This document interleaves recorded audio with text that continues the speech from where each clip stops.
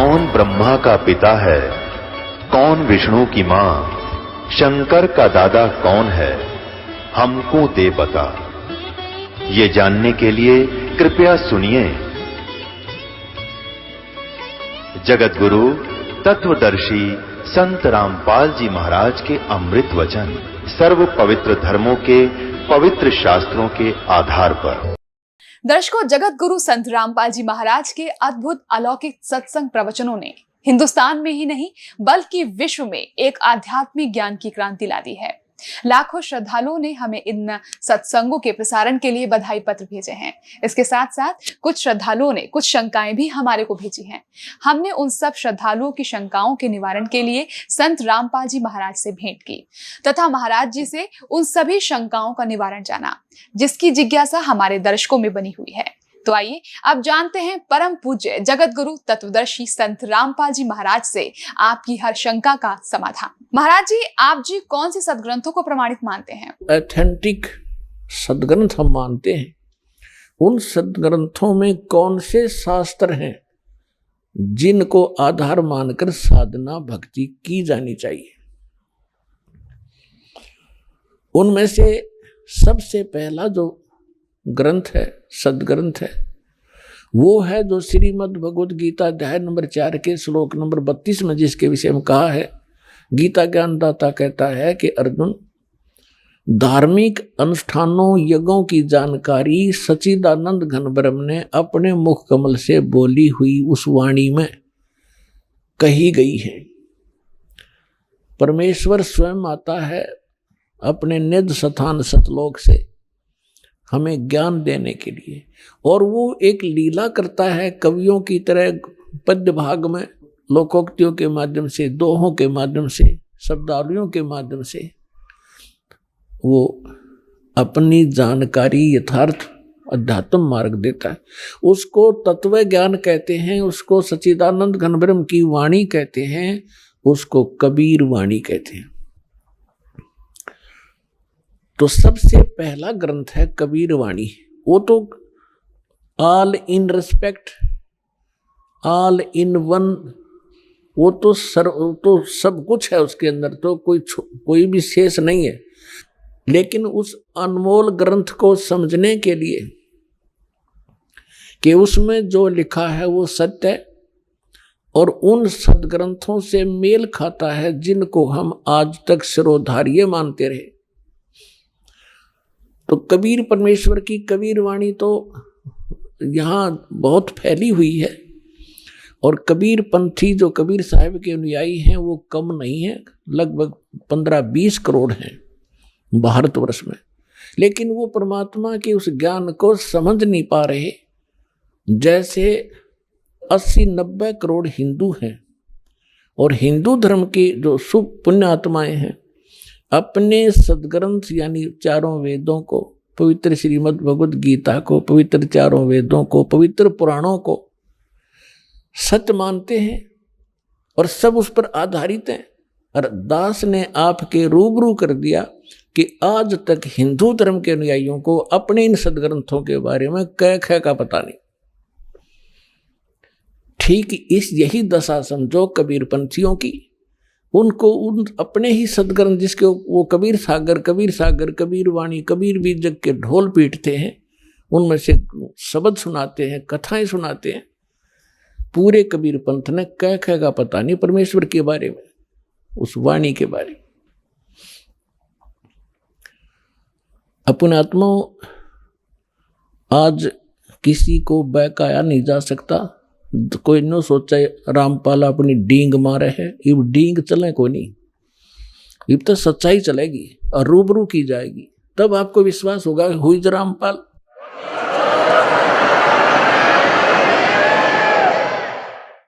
तब आपको विश्वास होगा कि हुई रामपाल। कौन है ये रामपाल?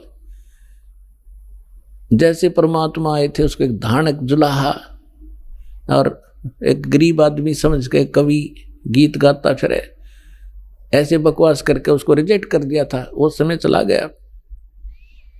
हमारे विरोधियों ने ये सारी चाल ली अपनी कि रामपाल तो क्या जाने संस्कृत के बारे में, हिंदी भी ना पढ़नी आती, सब कुछ पढ़ कर दर दिया। चारों वेद पढ़ के सुना दिए, गीता सुन दिखा दी तुम्हारे सामने यथार्थ अनुवाद करके, और सभी पुराणों का निष्कर्ष निकाल दिया, कुरान शरीफ को आपके रूबरू कर दिया, उसमें वास्तविकता क्या है और वो कहते क्या है उसके अनुयायी, और पवित्र बाइबल को आपके सामने रूबरू कर दिया। बाइबल क्या कहता है, परमात्मा मनुष्य दृश्य है, और पूरा ईसाई धर्म कहता है गॉड इज फॉर्मलेस। तो खाक पड़ा उन्होंने सदग्रंथों को, क्या समझा उन महापुरुषों की वाणी को, इस ज्ञान को। इस दास पर रजा हुई, और दास इसलिए कहता है क्योंकि परमात्मा स्वयं आए थे, उन्होंने भी बीच बीच में अपनी आइडेंटिटी बतानी पड़ी। हम ही अलख अला हैं, कुतुब गोस और पीरे, गरीब दास खालक धनी, हमरा नाम कबीर। अब परमात्मा को कोई जानता ही नहीं था, तो इसलिए उन्होंने अपनी महिमा आप बतानी पड़ी। ए रामानंद राम हम 52 नरसंगे, गरीब दास कली कली, हम ही सर्वंगे, सर्वव्यापक हम ही हैं। और ए स्वामी सृष्टा में, सृष्टि हमारे तीरे, दास गरीब अधर बसू में, अवगत सत कबीरे। तो परमात्मा ने अपनी महिमा आप पर बतानी पड़ी, इसलिए दास भी ये रह कर कह रहा है कि इस विश्व में इस दास के अतिरिक्त ये यथार्थ ज्ञान नहीं है, और यदि कोई इस दास से प्राप्त ज्ञान और इस मंत्रों को स्वयं आगे प्रचार करता है तो अच्छी बात है, लेकिन स्वयं वो संत बनकर ये दान करने लग जाएगा, वो समाज का सबसे बड़ा शत्रु होगा, और वो अब घने दिन चलेगा नहीं। तो दास आपको ये बताना चाहता है कि हमारे जो यथार्थ सदग्रंथ हैं, तो परमात्मा का जो कबीर वाणी है, कबीर बीजक है, कबीर सागर है, और कबीर शब्दावली हैं, कबीर दोहे हैं परमात्मा के, ये तो 1 नंबर का सदग्रंथ है। इसमें सभी 18 पुराण, 11 उपनिषद, 6 शास्त्र और श्रीमद् भगवद गीता, और साथ में 4 वेद, इस सभी का समावेश है। लेकिन वो लैंग्वेज ऐसी है जो आम व्यक्ति समझ नहीं सका, क्योंकि अभी तक अध्यात्म मार्ग को जानने की चेष्टा उन्हीं लोगों ने की जो संस्कृत जानते थे, और वो व्याकरण को ही महत्व देते रहे। पुण्यात्माओं, परमात्मा ने सारा समाधान कर रखा है। कहते हैं जैसे कुंभ कुमार का, ऊपर चित्र अनूप, वस्तुता मद है नहीं, जैसे जल बिन कूप। कि परमात्मा क्या बताना चाहते हैं कि जैसे एक सुंदर घड़ा हो और उसके ऊपर बहुत अच्छी चित्रकारी कर रखी हो, और उसमें जल हो नहीं, उसमें भर रखी हो खड़, और एक सिंपल सा घड़ा हो और उसके अंदर शीतल जल, स्वादिष्ट जल भरा हो, तो परमात्मा ये बताना चाहते हैं हमें कि तुम किसको पसंद करोगे, जिसमें जीवन दाता जल है। चाहे उस घड़े के ऊपर चित्रकारी बेसिक ना हो, सिंपल हो, पर शीतल जल हो और खूब सुंदर बढ़िया पानी भरा हो, तो के चाटे उस चित्रकारी के वाले घड़े में जिसमें खड़ भर रखी हो। तो ये संस्कृत और शुद्ध हिंदी बोलने वाले इस जनता को अपने पीछे इसी आधार से लगाए हुए थे कि कबीर क्या जाने ज्ञान को, इसने बोलना भी नहीं आता, इसकी भाषा उठपटांग है। तो आज तक हम वो खड़ खाते रहे उस शुद्ध चित्रकारी घड़े वाली, उन शुद्ध बोलनिया की। अब हमने पता चला कि इसमें अमृत भरा पड़ा है, जो हमारा जीवन दाता जल भरा पड़ा है इसे सिंपल से घड़े में, और आज हम सब तृप्त हो रहे हैं, और जो खड़ खा रहे आज तक रो रहे हैं। तो पुण्यात्माओं, अब प्रथम नंबर तो ये परमात्मा का ये तो अनमोल ज्ञान है, इसमें तो ऑल इन वन का करें वो है। अब हम चारों वेदों पर आधारित हैं, हिंदू धर्म के, विशेषकर हिंदू धर्म के अनुयायी, और श्रीमद् भगवद गीता पर आधारित हैं कि ये ऑथेंटिक शास्त्र है और 18 पुराणों पर। अब दास ये बताएगा कि सदग्रंथ कौन कौन से और किस सत्र के हैं, उपनिषद क्या है, पुराण क्या है, वेद क्या और गीता क्या है। अब जैसे सृष्टि रचना के अंदर आपको बहुत बार सुनाया है, अब भी थोड़ा सा हिंट देंगे। जिस समय हम अपनी गलती के कारण इस काल के साथ आगे, और जब हम वहां से चले, परमात्मा ने एक संकेत किया था कि बच्चों तुम जा रहे हो, लेकिन मैं तुम्हें एक सार नाम बताता हूं, मूल मंत्र बताता हूं। इस मूल मंत्र को तुम याद रखना, फिर मैं तुम्हें शीघ्र वहां से छुड़वा लाऊंगा। यदि तुम दुखी हो तो इस मूल मंत्र को, मूल नाम को, मूल ज्ञान को और इस सार नाम को याद रखना। अब हमने कहा जी ठीक है। तब तो हमारा चा चढ़ रहा था ये आने का, बहुत जबरदस्त उमंग उठ रही थी। अब यहां ते इसने ऐसे पत्थर डाल दिए हमारी बुद्धि पर, हमें ये नहीं पता, 2-3 वर्ष के बाद ही भूल लेते हैं पिछला हमने क्या किया था। तो उसको याद दिलाने के लिए स्वयं परमेश्वर आए। उस परमेश्वर ने दया बख्शी हमारे ऊपर।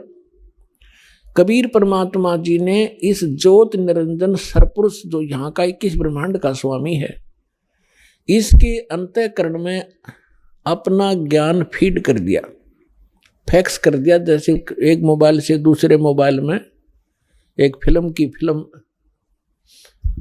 फैक्स हो जाती है, दूसरे डाउनलोड हो जाती है, ऐसे डाउनलोड कर दिया और उसमें समय भर दिया।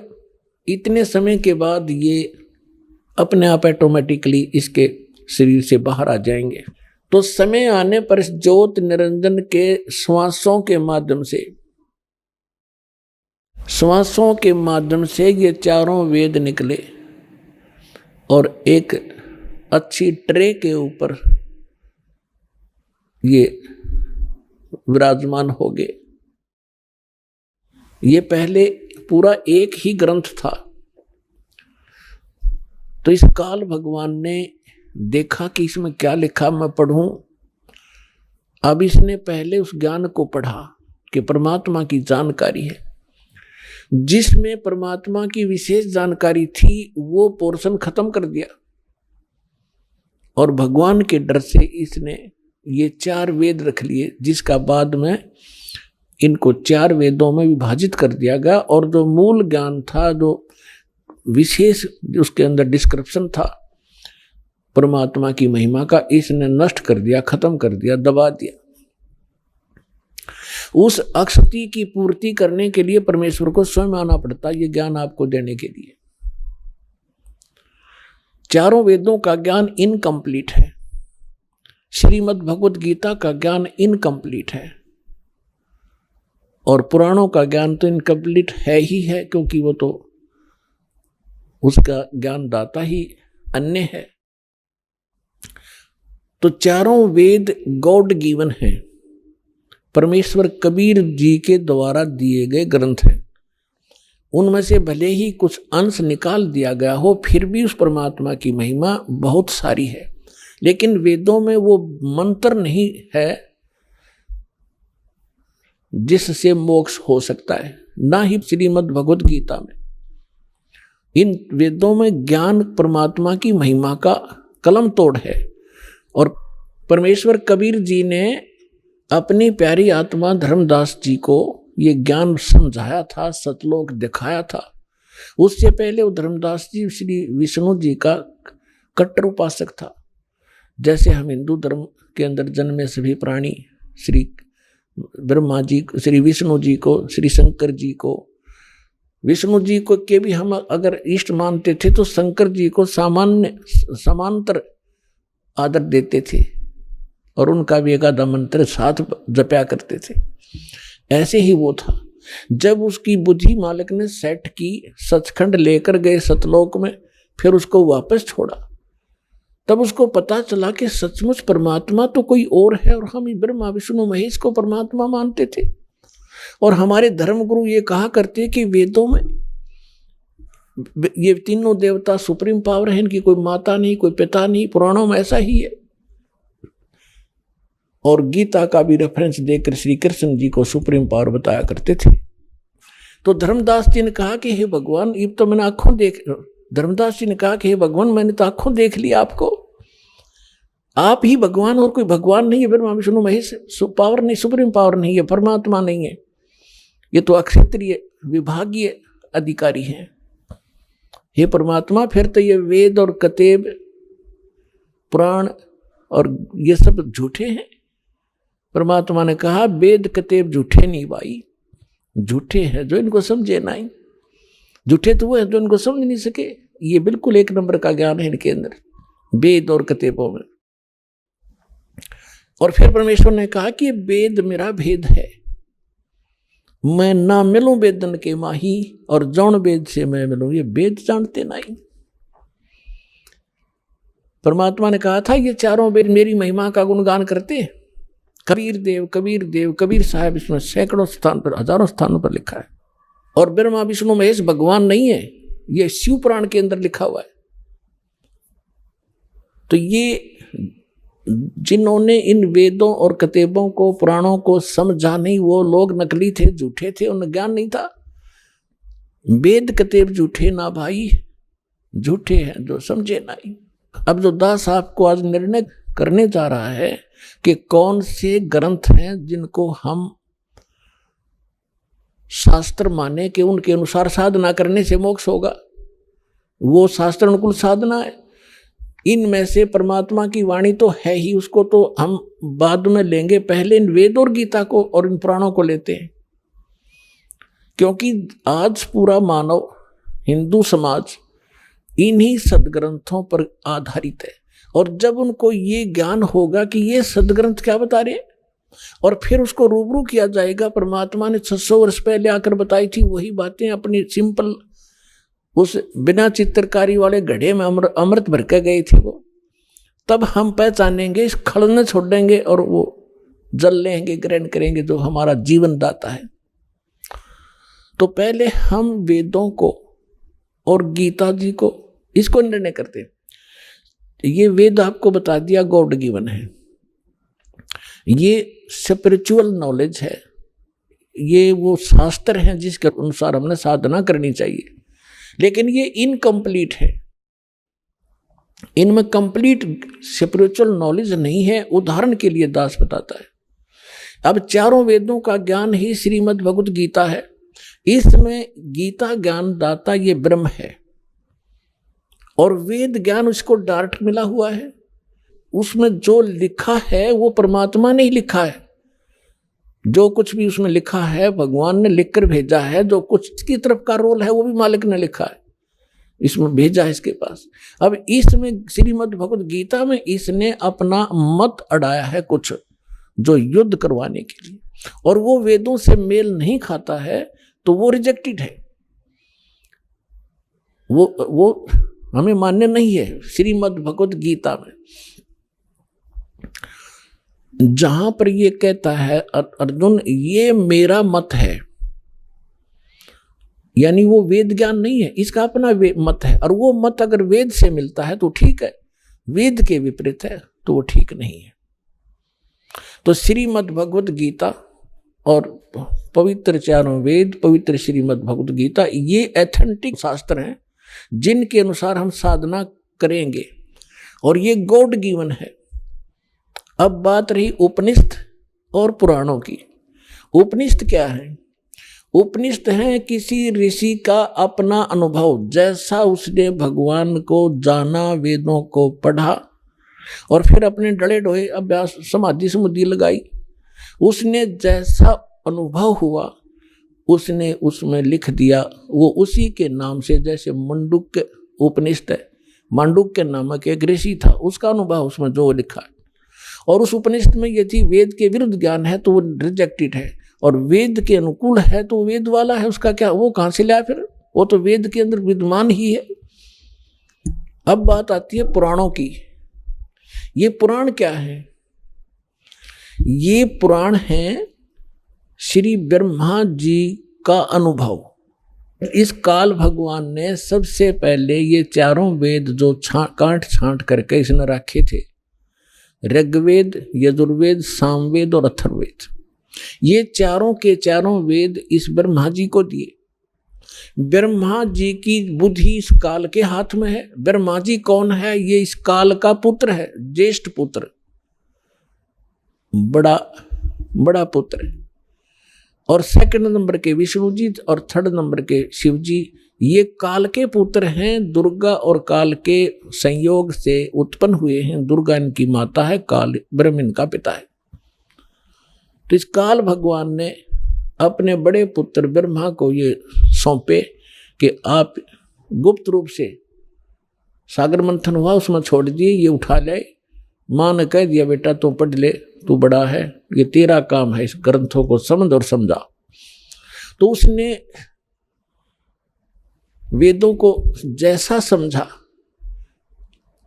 उसने आगे पुराणों में वो अनुभव बोल दिया। ये पुराण एक ज्ञान है, इसको 18 विभागों में बांट दिया गया। कैसे बांट दिया? जैसे दक्ष आदि ऋषियों को ब्रह्मा ने ज्ञान दिया, उन्होंने आगे अन्य ऋषि अपने वंशजों को सुनाया, कुछ ब्रह्मा जी से प्राप्त, कुछ अपना अनुभव। आगे चलते चलते उसी ज्ञान को जो ब्रह्मा जी ने ज्ञान दिया था वो तो है ही सभी में, लेकिन प्रत्येक राइटर ने, प्रत्येक वक्ता ने अपना अपना अनुभव उसमें मिलाना शुरू कर दिया। तो ये जो ब्रह्मा जी का दिया हुआ अनुभव है, वेदों को जैसा उन्हें समझा है, तो वेदों से इन ऋषि महर्षियों ने एक ओम नाम प्राप्त कर लिया और उस ओम नाम को पूर्ण परमात्मा का मान लिया। जबकि यजुर्वेद अध्याय नंबर 40 के मंत्र नंबर 10 में स्पष्ट किया है कि कोई तो परमात्मा को संभवात कहता है। संभवात माने जन्म लेकर श्री राम और कृष्ण के रूप में अवतरित होता, जन्म लेता है, साकार। और कोई उसको असंभवात कहता है, यानी वो जन्म ही नहीं लेता, निराकार है। उसमें लिखा है कि वो परमात्मा कैसा है, जन्म लेता है या नहीं लेता है, वो तत्वदर्शी संत बताते हैं, उनसे सुनो। तो इससे सिद्ध हो गया कि वेद ज्ञान भी इनकम्प्लीट है, कंप्लीट नहीं है। अब इन ऋषियों की बुद्धि पर यहां पत्थर पड़ गया कि उसमें यह स्पष्ट किया है कि वो वास्तविक ज्ञान तो इनसे हटकर है। श्रीमद् भागवत गीता के अंदर अध्याय नंबर 4 के श्लोक नंबर 32 और 34 में स्पष्ट किया है गीता ज्ञानदाता ने, ब्रह्म ने, कि परमेश्वर अपने मुख कमल से जो ज्ञान देता है उसमें विस्तार के साथ उसकी वाणी में, उनके मुख से निकले हुए वचनों में वो यथार्थ भक्ति मार्ग और धार्मिक युगों की जानकारी, अनुष्ठानों की जानकारी विस्तार से की गई है। वो तत्व ज्ञान है और उस ज्ञान को जानकर तो सर्वथा सभी पापों से मुक्त हो जाएगा। चौथे अध्याय के 34वें श्लोक में कहा कि उस ज्ञान को तत्वदर्शी संतों के पास जाकर समझ, उनको दंडवत प्रणाम करने से, कपट छोड़कर उनकी सेवा करने से, प्रसन्न करने से वो तत्वदर्शी संत तुझे उस तत्व ज्ञान का उपदेश करेंगे। इति सिद्धम कि गीता ज्ञान कंप्लीट नहीं है, इनकम्प्लीट है। और श्रीमद् भगवद गीता के अंदर कौन से मंत्र हैं? आज सुबह के सत्संग में आपको ये निर्णय दिया गया था कि कौन है भगवान, कैसा है परमात्मा, किसने देखा है भगवान, वो रहता कहाँ है भगवान। और फिर अब शाम के सत्संग में आपको ये सिद्ध करना है कि वो परमात्मा, वो उस परमात्मा के पाने वो शास्त्रानुकूल साधना कौन सी है और वो कौन सी साधना है जिससे भगवान प्राप्ति होती है और किसने की है। आज के सत्संग का ये विषय होगा। और इन 2 सत्संगों में, सुबह और शाम वाले सत्संग को सुनने के बाद आपको कुछ भी जानना शेष नहीं रहेगा, क्योंकि आज बुद्धिमान समाज है, कोई बालक नहीं है। और दास ने भी 10, 11, 15, 12, 13, 14 वर्ष हो गए ये यही ज्ञान रहकर रटातों को, और सीडी भर के दे रखी, चिप बना रखी बालका ने और डूंडा ठा रखा है। तो जो आज जो हमारे लिए पहाड़ थे, ये सदग्रंथ गीता और वेद आपके लिए पहली का कायदा बना दिया इस दास ने, परमात्मा कबीर जी की रजा से। क्योंकि टीचर का काम यही होता है, सिलेबस को इस सत्र से डिफाइन करे कि स्टूडेंट समझ सके, विद्यार्थी समझ सके, यही काम होता है टीचर का। लेकिन अभी तक हमें ये आध्यात्मिक गुरु नहीं मिले थे, ये नकली थे सारे, शास्त्र विरुद्ध ज्ञान दिया करते थे। तो अब दास जो बता रहा है कि पवित्र चारों वेद, पवित्र श्रीमद् भगवत गीता और पवित्र परमेश्वर की अमरवाणी और उन महापुरुषों को जिनको भगवान मिले उनके अमृतवाणी, वो एफिडेविट हैं उस परमात्मा की जानकारी के, वो है शास्त्र। और उनमें और उसके अनुकूल जो साधना करेंगे वो शास्त्र अनुकूल साधना है। और जो पुराण है वो गॉड गिवन नहीं है, वो ब्रह्मा जी के गिवन है। और ब्रह्मा तो एक देवता है, इसको खुद नहीं पता। जब कहता है मैं ब्रह्मा, नारद जी पूछते हैं अपने पिता ब्रह्मा जी से कि आप सृष्टि रचना सुनाइए। ये कहता बेटा नारद, मैं कमल के फूल पर अपने आप को कमल के फूल पर बैठा पाया, जब मैं सचेत हुआ, होश में आया, मुझे नहीं मालूम मेरा जनक कौन है, मैं कैसे इस अगाध जल के अंदर कमल के फूल पर बैठा हूं। जिस आदमी ने अपनी उत्पत्ति का नहीं पता, वो और खाक ज्ञान देगा औरों को, वो क्या बताएगा भविष्य की और भूत की। अब इन ऋषियों ने ब्रह्मा जी से ज्ञान ग्रहण किया और वेद के अंदर यजुर्वेद अध्याय नंबर 40 के श्लोक नंबर मंत्र, अध्याय नंबर 40 के मंत्र नंबर 15 में इसमें लिखा है कि ओम कर्तु समर किलबे समर कर्तुम समर वायु अनिलम अथिदम भस्मांतम शरीरम।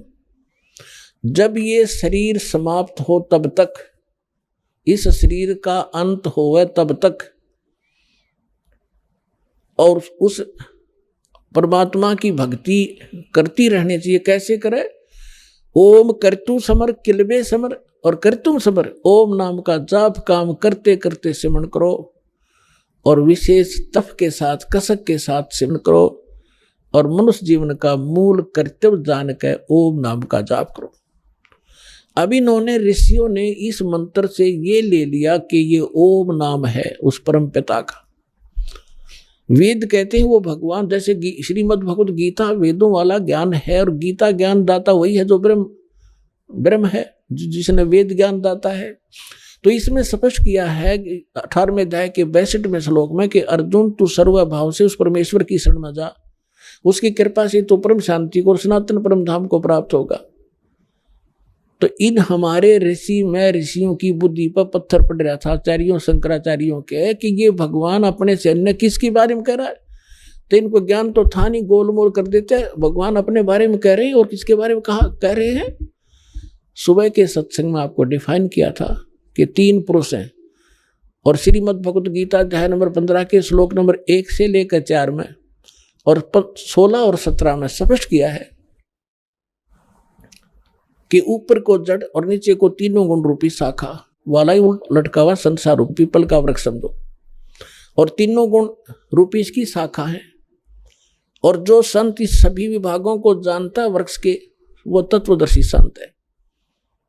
और फिर 15वें अध्याय के 4थे श्लोक में कहा कि जब तत्वदर्शी संत मिल जा, उसके बाद इस अज्ञान रूपी अंधकार को, उलझी हुई गुत्थी को तत्व ज्ञान रूपी शस्त्र से काट के, यानी समझ के, उसके पश्चात परमेश्वर के उस परम पद की खोज करनी चाहिए, जहां जाने के बाद साधक फिर लौटकर कभी संसार में नहीं आता। और गीता ज्ञान दाता 4थे अध्याय के 5 और 9 श्लोक में गीता में, 2रे अध्याय के 12 श्लोक में, 10वें अध्याय के 2रे श्लोक में कहता है कि अर्जुन तेरे और मेरे बहुत जन्म हो चुके, तू नहीं जानता मैं जानता हूं, हम पहले भी जन्मे थे, आगे भी जन्म होगा।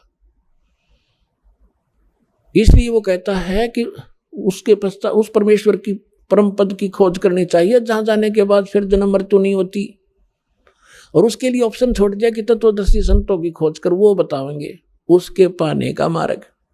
ये वेद आपको बता दिया गॉड गिवन है, ये स्पिरिचुअल नॉलेज है, ये वो शास्त्र हैं जिसके अनुसार हमने साधना करनी चाहिए। लेकिन ये इनकम्प्लीट है, इनमें कंप्लीट स्पिरिचुअल नॉलेज नहीं है। उदाहरण के लिए दास बताता है, अब चारों वेदों का ज्ञान ही श्रीमद् भगवत गीता है। इसमें गीता ज्ञान दाता ये ब्रह्म है और वेद ज्ञान उसको डायरेक्ट मिला हुआ है। उसमें जो लिखा है वो परमात्मा ने ही लिखा है। जो कुछ भी उसमें लिखा है भगवान ने लिख कर भेजा है। जो कुछ की तरफ का रोल है वो भी मालिक ने लिखा है, इसमें भेजा है इसके पास।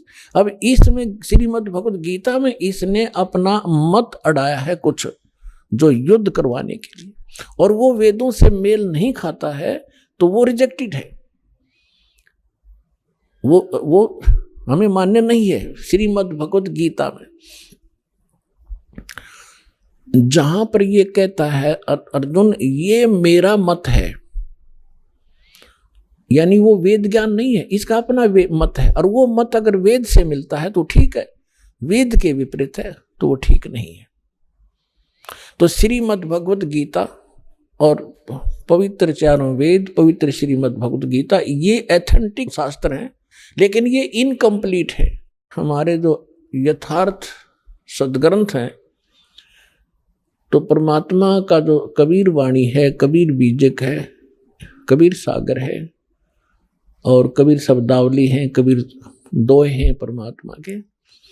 ये तो एक नंबर का सदग्रंथ है। इसमें सभी 18 पुराण, 11 उपनिषद, 6 शास्त्र और श्रीमद् भगवत गीता और साथ में चारों वेद, इस सभी का समावेश है। इनमें कंप्लीट स्पिरिचुअल नॉलेज है और ये गॉड गिवन है, जिनके अनुसार हम साधना करेंगे। आइए अब हम उन श्रद्धालुओं के अनुभव जानते हैं जो जगत गुरु तत्वदर्शी संत रामपाल जी महाराज जी से दीक्षा प्राप्त कर चुके हैं तथा उनके द्वारा बताए गए भक्ति मार्ग पर चल रहे हैं। बहन जी नमस्कार।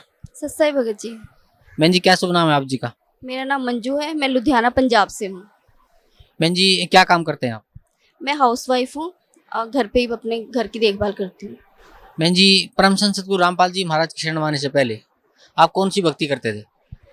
सतगुरु रामपाल जी महाराज जी की शरण में आने से पहले बचपन से ही हम सभी देवी देवताओं की पूजा करते थे। मेरी मम्मी भी काफ़ी धार्मिक विचारधारा की हैं, तो वो हमें 8th क्लास से मुझे उन्होंने कहा था कि रोज़ गीता जी का एक अध्याय का पाठ जरूर करना है। तो मैं वो 8th क्लास से वो रोज़ एक अध्याय का पाठ करती थी। मुझे समझ नहीं आता था, लेकिन मुझे उस अध्याय से ज़्यादा जो उसके बाद में महात्म्य में लिखा होता था, उसमें कथा सी आती थी, वो ज़्यादा मुझे समझ आती थी। लेकिन गीता में अध्याय में क्या लिखा होता ये इतना नहीं समझ में आता था।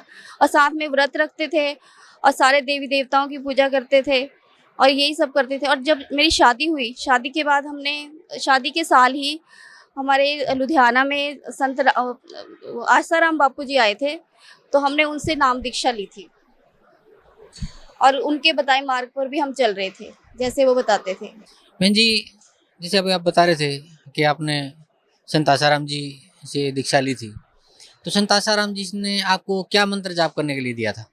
उन्होंने हमें, जब हम वहाँ सुबह दीक्षा लेने गए, हम दोनों हस्बैंड वाइफ गए थे, तो उन्होंने हमें 8-9 मंत्र लिखवा दिए थे, बताए थे 8-9 मंत्र, और कहा था कि जिसको जो अच्छा लगता है वो इनमें से एक चुन लीजिए, और जो हस्बैंड वाइफ पति पत्नी बैठे तो वो अपना एक ही मंत्र रखें। तो हमने ओम नमः शिवाय मंत्र अपने आप ही उसमें से हमें ठीक लगा तो वो ले लिया था, क्योंकि हम पहले से भी शिव जी की भक्ति भी करते थे। यानी कि आपका कहने का तात्पर्य है कि जो आसाराम जी के शोकेस में 7-8 मंत्र रखे हुए थे और आपने जो अच्छा लगा, जैसे आप पहले शिव जी की भक्ति करते थे तो आपने उस ओम नमः शिवाय को आपने वहाँ से चूज कर लिया। तो बहन जी जो मंत्र आसाराम जी द्वारा आपको दिया गया था ओम नमः शिवाय, या मैं कहूँगा कि उसके जो शोकेस में 7-8 मंत्र रखे हुए थे उनमें से आपने जो ओम नमः शिवाय चूज किया, उस मंत्र का जाप आपने कितने दिन तक किया? उसका मंत्र का जाप हमने लगभग 10 साल किया, और उस दौरान हमारे मतलब भला तो क्या होना था, मुसीबतें एक के बाद एक आती रही। मतलब उन मंत्रों से हमें कोई लाभ नहीं हुआ। बहन जी परम संत सतगुरु रामपाल जी महाराज की शरण में आप कैसे आए? सतगुरु परम संत रामपाल जी महाराज जी की शरण में हम ऐसे आए कि 2004 में जब आस्था चैनल पे गुरु जी की सीडी चली थी कुछ दिन, तो एक दिन अचानक ऐसे ही बैठे हुए हमारे भगत जी ने वो लगाया हुआ था टीवी, तो वो चैनल वैसे ही बदल के देख रहे थे, जैसे देखते रहते थे। हम हर संत का भी सुनते रहते थे, बहुत सारे संतों के आते थे प्रवचन, तो अचानक ही गुरु जी का लग गया तो गुरुजी गीता दिखा रहे थे, और दिखा रहे थे उसमें से बता रहे थे उंगली से कि ऐसे ऐसे ये है। तो उनको इंटरेस्टिंग सा लगा क्योंकि ऐसे कोई बताता नहीं है साथ में ग्रंथ खोल के। तो उन्होंने देखा, एक दिन सुना, 2 दिन सुना, लगभग उन्होंने 20-25 दिन सुना। मुझे भी बोला कि तुम भी सुनो इसको, ये कुछ अलग ज्ञान बता रहे हैं। लेकिन हम संत आशाराम बापू जी के शरण में थे, तो उनकी हमें यही शिक्षा दी हुई थी कि कभी गुरु नहीं बदलना होता, कि गुरु बदलना तो पति बदलने जैसा है, महापाप है। उनकी जो आसाराम बापू जी की बहुत सारी किताबें मैंने पढ़ी थी, गुरु महिमा है, श्राद्ध महिमा है, बहुत सारी उनकी पुस्तकें, मैं लगभग सारी पुस्तकें पढ़ी थी। तो मैंने पढ़ी हुई थी गुरु महिमा वाली भी, उसमें सारा दिया था कि गुरु तो बदलना ही नहीं होता। तो मैंने इस डर से मुझे ये था कि अब ज्ञान वो कुछ भी बता रहे हैं संत रामपाल जी महाराज, तो हमने तो गुरु बनाया हुआ है, हमने गुरु अब बदलना नहीं होता, ये तो महापाप है। तो मैंने उनका बिल्कुल नहीं सुना ही नहीं। और मैंने इनको भी कहा कि इनको लगता था कि हम भक्ति ना हमारी ठीक नहीं है, क्योंकि हमें ऐसा कोई कुछ भी ऐसा कोई अनुभव नहीं होता था। तो इन्हें लगता था कि हमारी भक्ति ठीक नहीं, पहले से ही लगने लग गया था कुछ 6-7 महीने से। और ये उस बीच में राधा स्वामी वाले भी हमें मिले थे, और कबीर साहब की जो वाणी थी हमें बहुत पहले से ही आकर्षित करती थी, उनके दोहे बहुत आकर्षित करते थे। तो और राधा स्वामी वाले जो 1-2 भक्त इनको मिले थे, उन्होंने हमें वो वाली पुस्तक ला के दी थी जिसमें कबीर साहब जी का वो शब्द है, कर नैनो दीदार महल में प्यारा है। तो हमने वो पढ़ी। तो उसमें क्योंकि लास्ट में तो वो सारा उसका निवारण कर देते हैं परमात्मा की, वो सारी झूठी बनाई हुई रचना, लेकिन उससे पहले जो सारा शब्द है उसमें बताया हुआ है कि ऐसे ऐसे ध्यान लगाते हैं तो ये नज़र आता है, फिर ये नज़र आता है।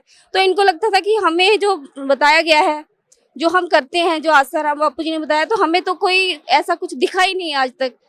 तो इनका ध्यान वहाँ से हटने लगा था। और राधा स्वामी के हम जाने वाले थे, तो 1-2 इतवार हम जा नहीं पाए, किसी कारण से कोई और काम आ गया। तो इसी बीच में इन्होंने संत रामपाल जी महाराज जी का वो टीवी पे देख लिया, और वो ज्ञान ऐसा था कि इनको मतलब सुनते ही नहीं हो गया कि जो ये बता रहे बस यही सही है। और इन्होंने कहा कि मैंने वहाँ जाना है। फ़ोन किया वहाँ करौंधा आश्रम में, तो वहाँ से उन्होंने बोला कि अभी गुरुजी आश्रम में नहीं है, अभी गुरुजी जगह जगह जाके कर रहे हैं, तो आप थोड़ा रुक के आइए। तो इन्होंने कहा कि आप ये बता दीजिए कि सबसे पहले गुरुजी कहाँ पे कर रहे हैं सत्संग, इस वक्त जल्दी कहाँ हो रहा है। तो उन्होंने बताया कि अभी करनाल में होगा सत्संग। तो इन्होंने कहा कि ठीक है, आप मुझे बता दीजिए कहाँ पे होगा। तो उन्होंने हमें लुधियाना में एक भगत है नरेश कौशिक जी, उनका नंबर दिया और कहा कि आप उनके पास जाइए, वो आपको सारा कुछ बताएंगे। हम उनके पास गए, उन्होंने हमें बताया सारा कुछ, और पुस्तक दी प्रभाषा प्रभु की और गहरी नज़र गीता में, और सारा बताया उन्होंने। मैंने वो पुस्तक पढ़ी, इन्होंने भी पढ़ी, और साथ में उन्होंने बताया भी करनाल में उस जगह पे होना है। तो जब वो सत्संग था 15 जून को 2004 को हम वहाँ करनाल पहुँच गए। मैं, मेरे हस्बैंड और मेरे सास ससुर। बच्चों को हम लेके नहीं गए थे, छोटे थे, और हमें था कि शायद बच्चों को नहीं नाम देते होंगे, तो हम इन्हें नहीं लेके गए। और हम 15 जून 2004 को जाके हमने वहाँ पे जाते ही हमने पहले गुरुजी, जैसे हम वहाँ गए, पहले तो हम वहाँ शाम को पहुँच गए एक दिन पहले। तो उस टाइम वहाँ पे कुछ भी नहीं था, पार्क खाली था जहाँ होना था। फिर हम सुबह दूसरे दिन आए, वहाँ पे हमारे कोई रिश्तेदार थे, उनके यहाँ रुक के सुबह आए, तो वहाँ पे लगा हुआ था, लेकिन संगत बहुत ही कम थी। और मुझे थोड़ा सा, क्योंकि मैंने ज्ञान सुना भी नहीं था, और मैं इनके कहने पे आई थी, इन्होंने कहा था तू सत्संग सुन लेना, तुझे ठीक लगेगा नाम लेना, नहीं लगेगा तो कोई बात नहीं।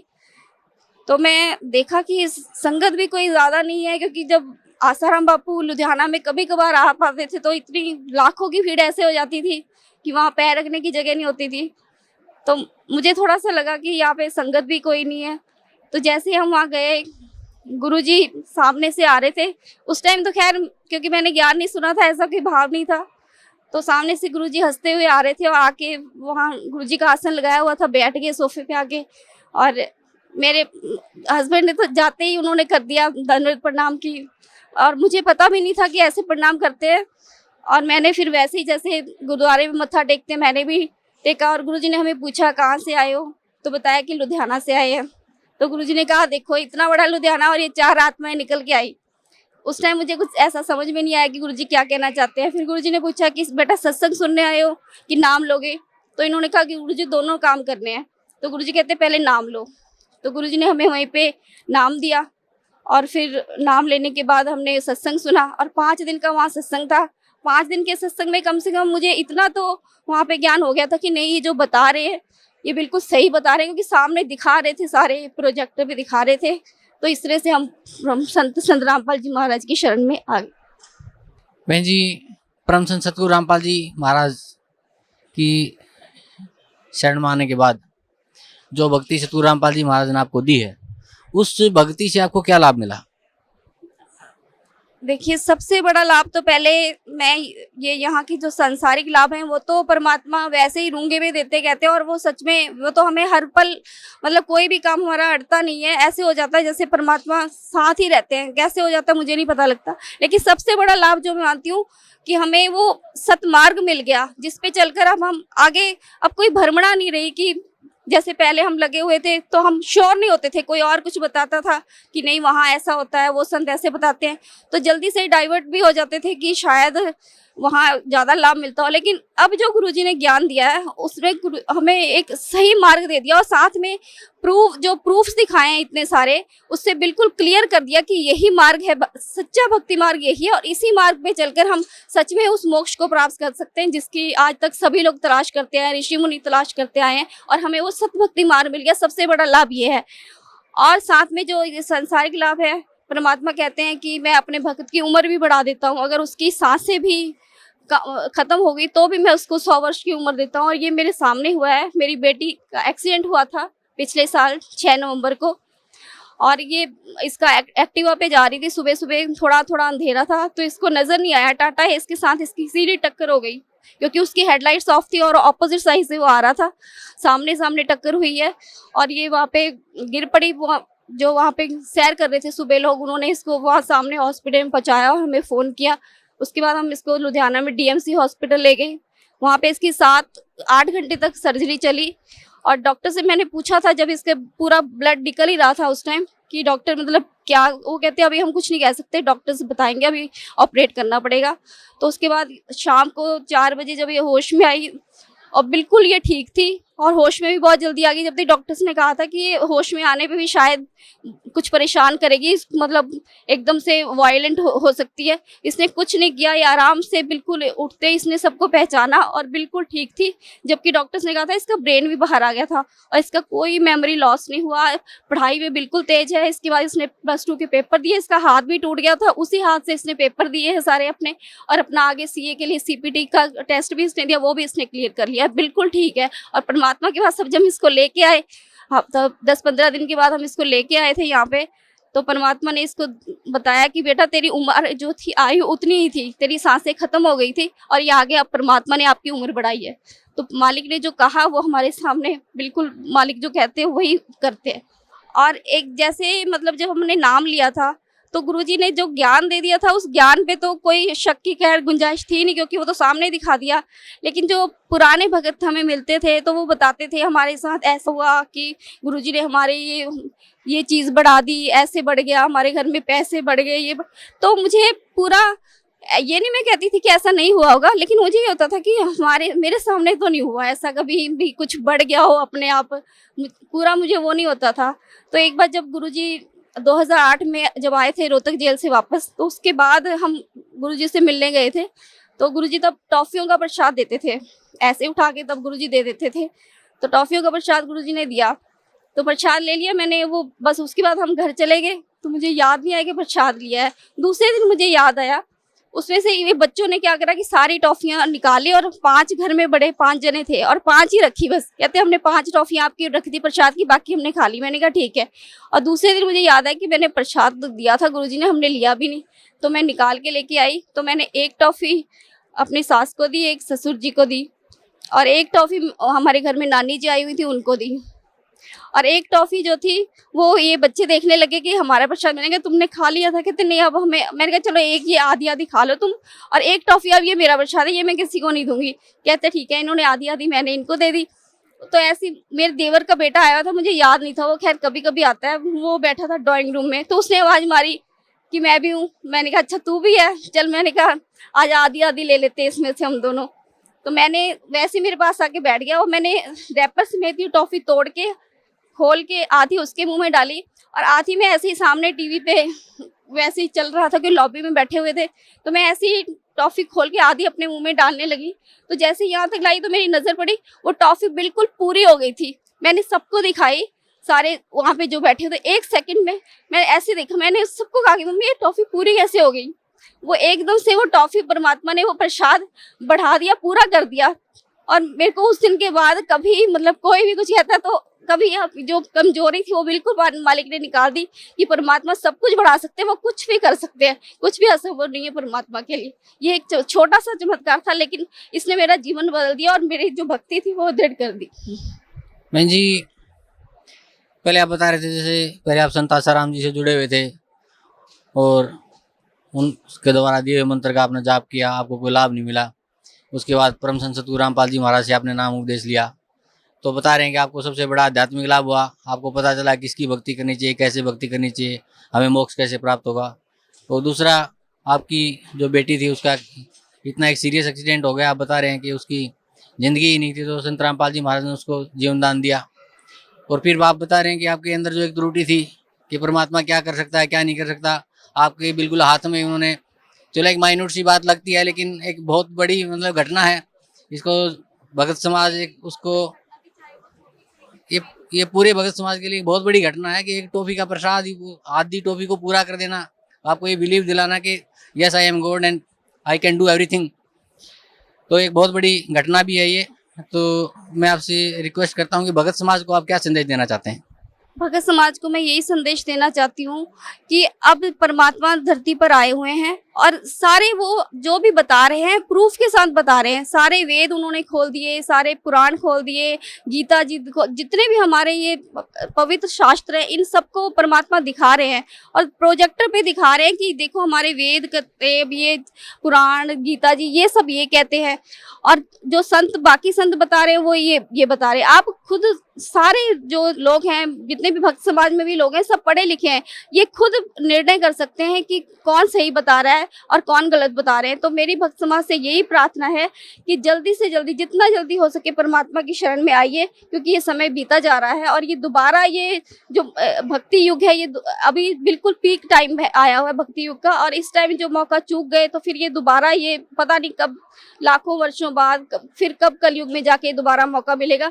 तो बिल्कुल भी अब विलम्ब ना करें। और भक्त समाज से मेरी यही प्रार्थना है कि सतलोक आश्रम बरवाला, जिला हिसार, हरियाणा में आएं और संत रामपाल जी महाराज जी से नाम दीक्षा लेकर अपना उद्धार करवाएं। जी धन्यवाद आपका, बहुत बहुत धन्यवाद।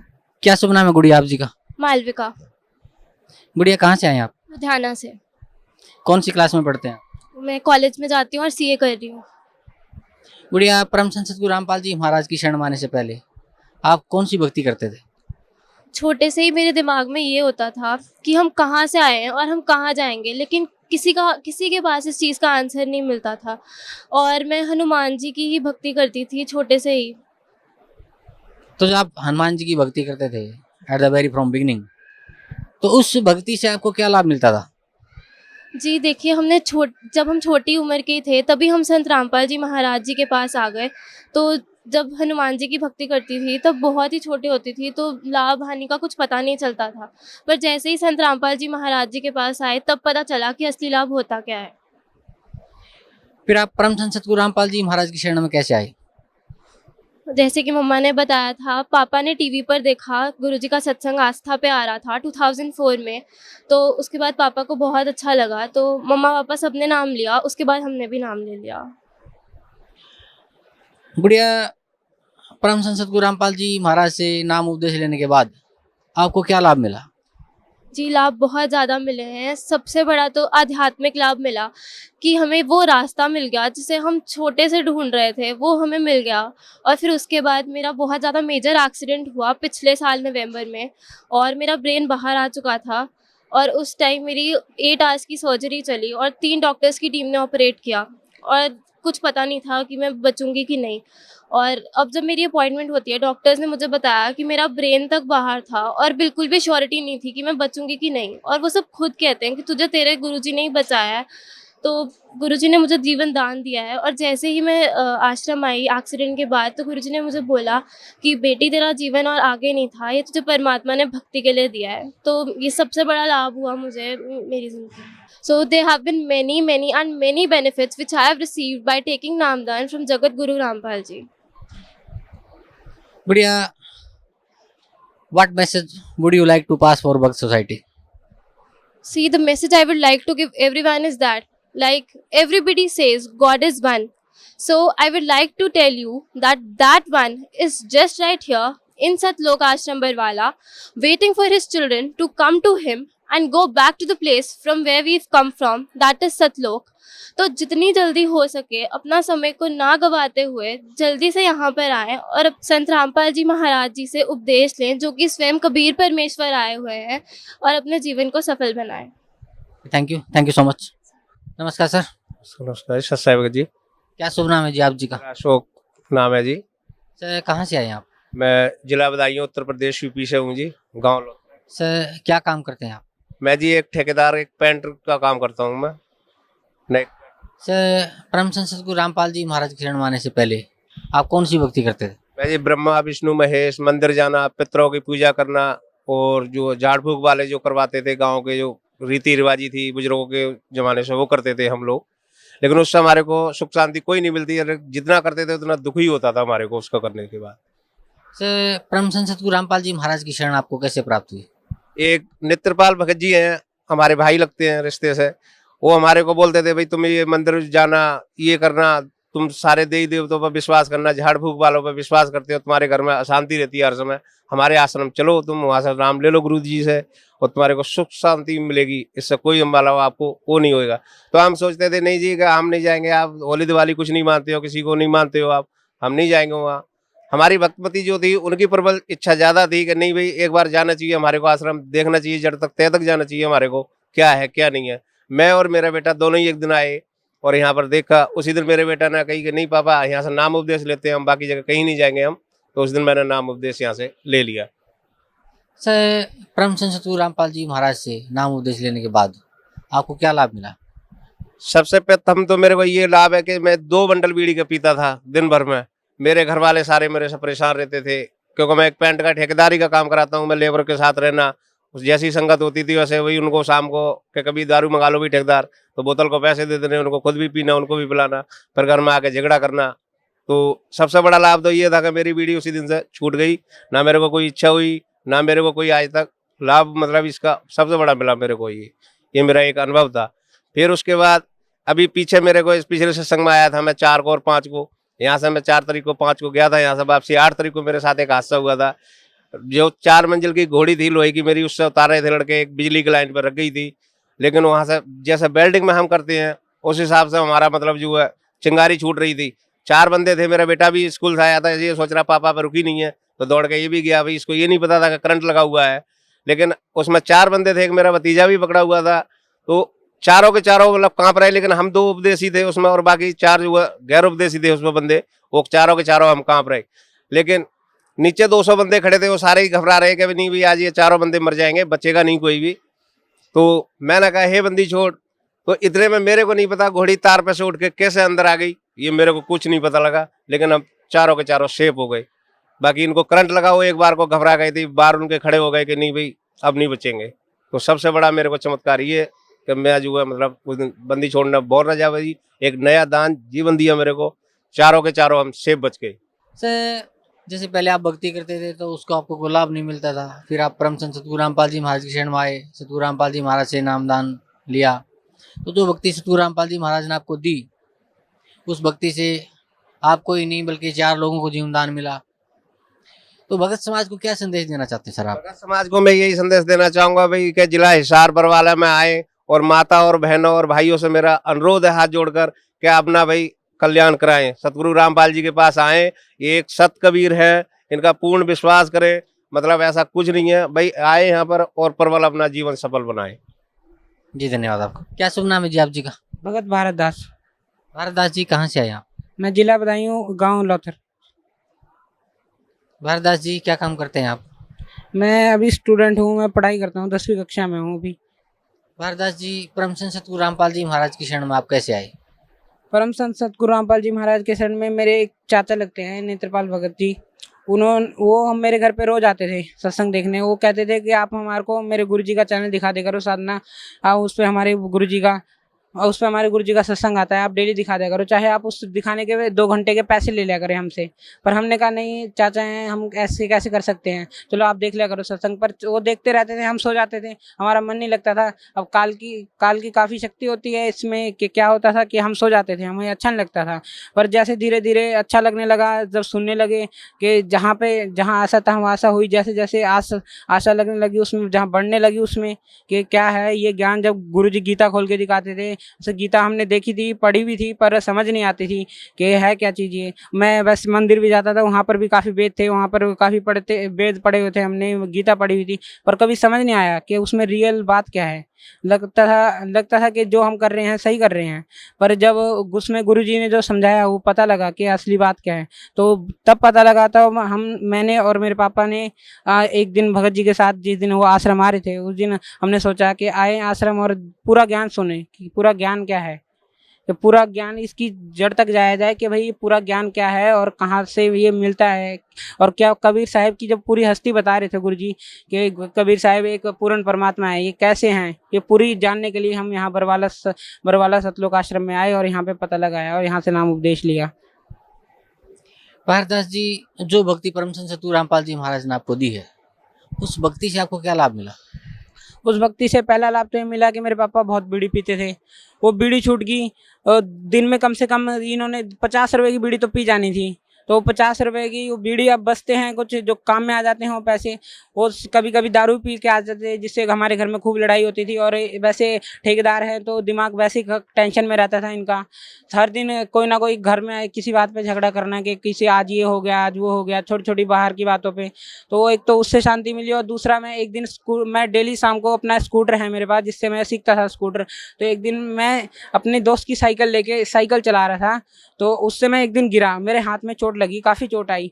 तो मैं एक दिन वहाँ शाम को सो गया आके, तो सपने में मेरे को सतगुरुदेव ने दर्शन दिए और सतगुरुदेव ने कहा कि ये तेरा एक्सीडेंट स्कूटर से होना था, जो तेरा मैंने एक इसमें जो टल गया, कहते हैं कि सतगुरु शरण आने से आई कटे बला और जे मस्तक में सूली हो कांटे में टल जा। तो वो घटना हुई मेरे साथ कि वो जो मेरे स्कूटर से एक होने वाला था एक्सीडेंट, उससे मैं बच गया।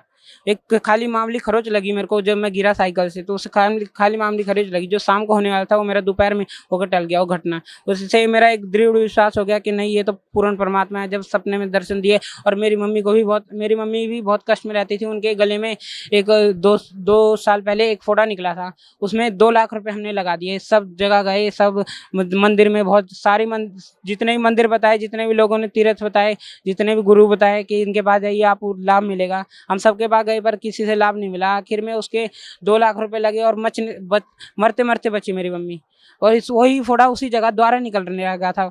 तो हमारे को 1 महीना था जुड़ने से 1 महीना पहले हमने जैसे ही सुना कि भाई यहाँ पे आने से सब कुछ रोग कट जाते हैं, हमारे चाचा बताते हैं, तो हम उनके कहने पे आए थे और अपनी मम्मी को भी लाए, उन्होंने भी नाम उपदेश लिया। तो जब गुरुजी ने आशीर्वाद दिया मम्मी को, तो उनके जो गले में गांठ बन रही थी द्वारा, वो एकदम आशीर्वाद देने से मात्र से ही खत्म हो गई। उसका द्वारा जाके जब रिपोर्ट टेस्ट कराया तो टेस्ट में पता ही लगा कि कहाँ थी वो गांठ, कहाँ चली गई, कैसे गई, वो पता ही लगा। सब हैरान हो गए कि द्वारा निकल रही थी और गई कहाँ आखिर। तो एक तो मेरे जीवन में बहुत बड़ा लाभ था। और मेरा पहले पढ़ाई में मन नहीं लगता था, बकवादों में मन लगता था, तो उसमें मेरा मन काफ़ी अच्छा लगा जब मैं गुरुजी की भक्ति करने लगा। तो उसमें सारा मन एकदम ध्यान मतलब अच्छा लगने लगा। जब गुरुजी के एकदम तीनों समय की रामायणी आरती करते हैं, उसमें ध्यान एकदम केंद्रित हो जाता है कि जिस काम में मैं करना चाहूँ वो दिल से होता है, और पूरा नाम परमात्मा का लेके जब कोई काम हो तो मेरा वो सफल होता है। मैंने अभी 2 महीने पहले जब मेरे पेपर होने के लिए 2 महीने रह गए थे, तो मैं आश्रम में आ गया था। तो आश्रम में आने के बाद मैं 1 सप्ताह लगा के गया, तो उसमें मेरे 2 पेपर मेरे से मिस होने के रह गए थे कि उसकी मेरे को लगा मिस हो जाएंगे, उनकी डेट निकल गई थी कि हो जाएंगे। पर जैसे मैं स्कूल पहुंचा दोबारा, तो मेरे को पता लगा कि जो पेपर की 2 दिन की डेट थी वो पोस्टपोन हो गई थी, वो 2 दिन और बढ़ गई थी। तो मेरे लिए परमात्मा ने 2 दिन और बढ़ा दिए। मैंने बिना पढ़ाई करे, बिना मैंने कोई सोचे वो पेपर दिए, और मैं उसमें सेकंड आया, बिल्कुल उसमें रिजल्ट में सेकंड आया, और मेरे को सबने बधाई दी। और वो तो मुझे ही पता है कि पूर्ण परमात्मा ने कैसे मेरे नंबर बढ़ाए, कैसे मेरा पेपर कराया, एकदम पास कराया मेरे को। भक्त समाज को क्या संदेश देना चाहते हैं आप? भक्त समाज को संदेश देना चाहूँगा कि आप आइए सतलोक बरवाला आश्रम में और यहाँ पे देखिए कि भक्ति कैसी है कि इसमें पूर्ण परमात्मा बंदी छोड़ सबके कष्ट हरण करते हैं। आप कोई भी कष्ट हो, आपका भूत प्रेत या फिर कोई पितृ पूजा हो जो आपको तंग कर रही हो, या फिर आपको पीछा ना छोड़ रही हो, या फिर कोई बीमारी हो, आप किसी भी कारण से आप यहाँ आइए, आपका सारे कष्ट दूर होंगे, आपको सब सुख लाभ मिलेगा। एक से एक धन संपत्ति या कुछ भी हो, बस नाम आप सुमरिए, पूरे नियम में रह के सुमरिए। परमात्मा कहते हैं नियम पहले हैं, अगर आप नियम में रह के करोगे आपको सब कुछ मिलेगा, धन संपत्ति जो आप चाहोगे वो सब कुछ मिलेगा, बस नियम में रह के भक्ति करिए। इसलिए मेरी भक्त समाज से प्रार्थना है कि आप सतलोक आश्रम बरवाला, जिला हिसार, हरियाणा में आए और सतगुरुदेव रामपाल जी महाराज से बंदी छोड़ से नाम लें और अपना कल्याण कराएं। धन्यवाद आपका, बहुत बहुत धन्यवाद।